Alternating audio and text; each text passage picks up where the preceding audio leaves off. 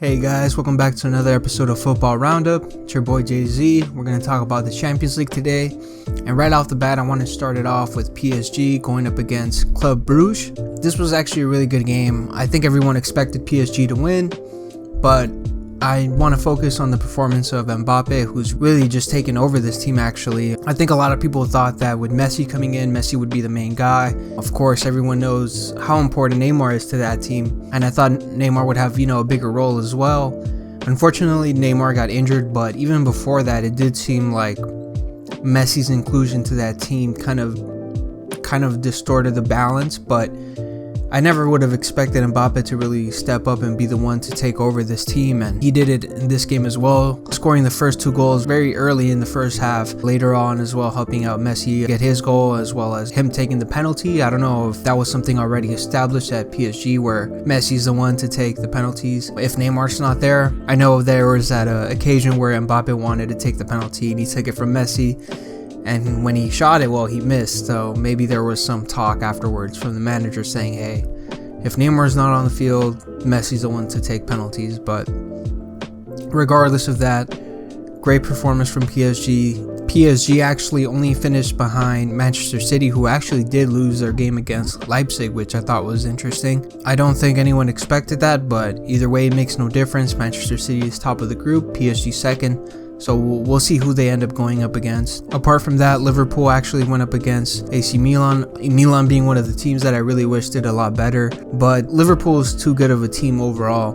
It only makes sense that Liverpool would win.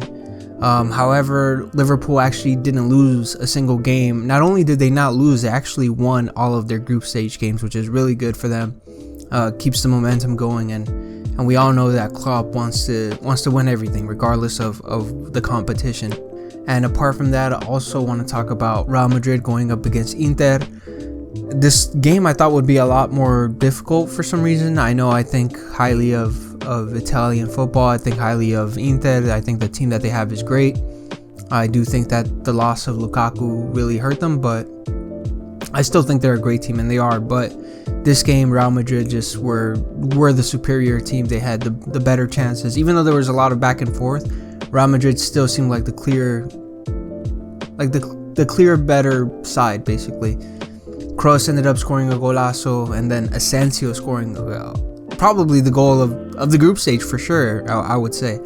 It was just beautiful left foot, man. I really am surprised. I'm glad that his injury didn't really affect them as much. I know those injuries can really be, they can really derail a career. I think I remember clearly Hesse from Real Madrid years ago where he suffered a similar injury, and that just completely changed his career from there on.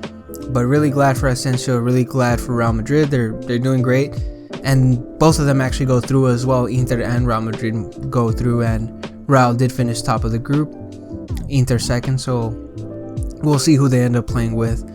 And then last but not least, I want to talk about Bayern going up against Barcelona. I didn't know what to expect. It's not like anyone thinks that Xavi was going to win the Champions League or anything like that, but you would think that on this stage against this team, knowing what's at stake, that they would do more, but at the same time, it's a little bit unfair. They're not up to the task. That team is not up for it, and it's sad that Xavi's first Champions League coach managing Barcelona ends like this. So unfortunately, they'll be in the Europa League, and well, maybe Xavi could do something there. You never know. Apart from that, Manchester United going up against Young Boys, and which was interesting because Manchester United played all their young boys, right? So I knew it was going to be one of those games where the manager gives a lot of opportunities to the young guys, and very young squad came on, did great. Manchester United ended up tying 1-1, but it didn't matter at the end of the day. They still went through. The real challenges are going to start from here on out, and we'll see who each team draws, and well, here's the list of all the teams that qualified. Anyways, guys, that'll be all for me today. Thank you guys for tuning in. See you guys next week on the next Football Roundup.